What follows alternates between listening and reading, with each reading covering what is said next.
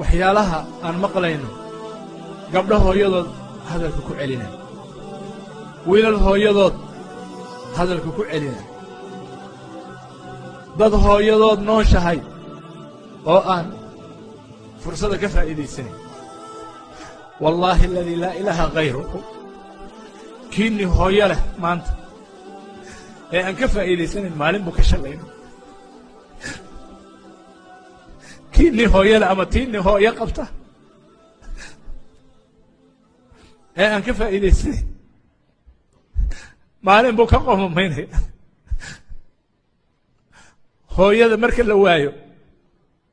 agoonnimo lagama weynaado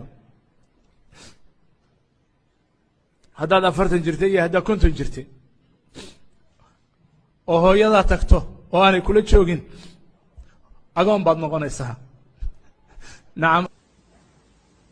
xaquma leh in indhaha lagu eego kulul xaquma leh in hadal lagu celiyo xaquma leh in lala murmo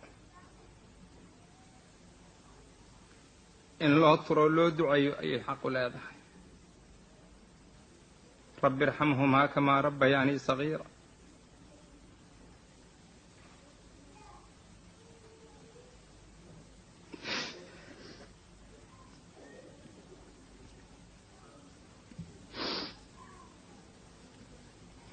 imisaa kugu dambaysay imisaa hooyada aadan xiriirinin imisaa ayaadan maqlin ma ka warqabtaa hooyada ma ka warqabtaa hooyada goorma ayaa kugu dambaysay war ilaahay ka baqa أظن هذا بر الوالدة